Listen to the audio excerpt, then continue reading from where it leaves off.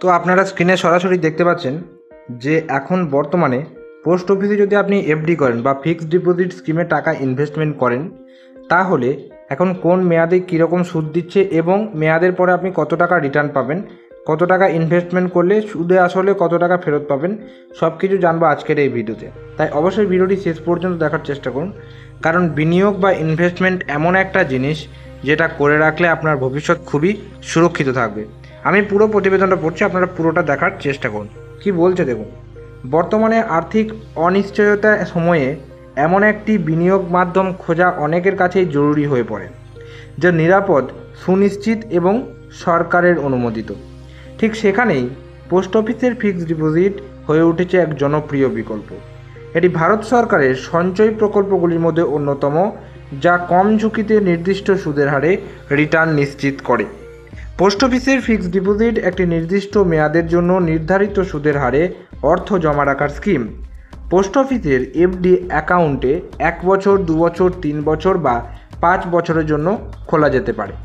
মেয়াদ অনুযায়ী সুদের হার নির্ধারিত হয় এবং ম্যাচিউরিটির সময় জমা অর্থের সঙ্গে সুদ যোগ হয়ে অ্যাকাউন্টে ক্রেডিট হয়। স্বভাবতই পোস্ট অফিসে শুধু এই স্কিম নয়, যে কোনো স্কিমই, যেহেতু পোস্ট অফিসটা ভারত সরকারের অধীনে, তাই এখানে আপনার টাকাটা ডুবে যাওয়ার কোনো রকম চান্স নেই। তাই এখনও পর্যন্ত অনেক মানুষ পোস্ট অফিসকে খুব অন্ধের মতো বিশ্বাস করে, এবং বিশ্বাস করাটাও স্বাভাবিক। পোস্ট অফিসে টাকা কোনো দিন ডুবে যাবে না, এটা আপনারা কিন্তু নিশ্চিন্তে থাকতে পারেন। তো কি বলছে দেখুন। আপনি যদি পোস্ট অফিসে এফডি খোলার পরিকল্পনা করছেন, তাহলে জেনে নিন মেয়াদের সময় সুদের হার। এখানে এককালীন টাকা জমা রাখতে হয়।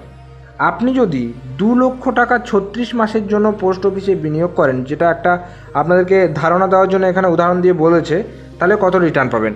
কি বলছে, সাধারণত পোস্ট অফিসে 1 থেকে 5 বছরের জন্য আপনি টোটাল এফডি করতে পারবেন। বর্তমানে এফডিতে 6.90% থেকে 7.70% পর্যন্ত সুদ কিন্তু দিচ্ছে পোস্ট অফিসে। তবে বিভিন্ন মেয়াদ অনুযায়ী বিভিন্ন রকম সুদের হার, সেটা যখন আপনি ইনভেস্টমেন্ট করবেন, সেটা কিন্তু পোস্ট অফিসে আপনি আরও ভালো করে ডিটেলসে জেনে নিতে পারবেন। এই ভিডিও থেকে আমরা শুধু আপনাদেরকে ধারণাটুকুই দিতে পারি, এবং ডিটেলসে জানতে হলে আপনারা চাইলে কমেন্ট করতে পারেন পার্সোনালি, সেটা রিপ্লাই আমরা কমেন্টে দিয়ে দেবো। তো দেখুন, 36 মাস অর্থাৎ 3 বছরের জন্য যদি আপনি এফডি করেন, তাহলে সেখানে আপনি 6.70% হারে সুদ পাবেন। এবং সেখানে যদি আপনি 2 লক্ষ টাকা রাখেন 36 মাসের জন্য অর্থাৎ 3 বছরের জন্য, সেক্ষেত্রে কত রিটার্ন পাচ্ছেন?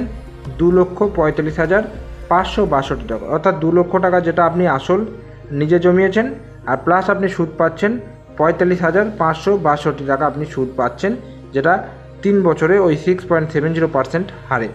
তবে এখন আপনার যে কোনো সংস্থাতে বলুন, আপনি টাকা জমা করবেন বা ইনভেস্ট করবেন যে কোনো স্কিমে, কত কী রিটার্ন পাবেন সেটা বের করাটা খুবই সহজ। গুগলে সার্চ করবেন, যদি এফডি করেন তাহলে এফডি, আরডি করেন আরডি, তাহলে লিখবেন এফডি ক্যালকুলেটর বলে সার্চ করবেন। সেখানে আপনি অনেকগুলো অপশান আসবে, বিভিন্ন সাইটে অপশান আসবে, সেখানে ক্লিক করে আপনি মেয়াদ আর গিয়ে সুদের হার, মেয়াদ, কত টাকা করে ইনভেস্ট করছেন সব দিয়ে দেবেন, আপনাকে জানিয়ে দেবে যে আপনি সুদসহ কত রিটার্ন পাবেন।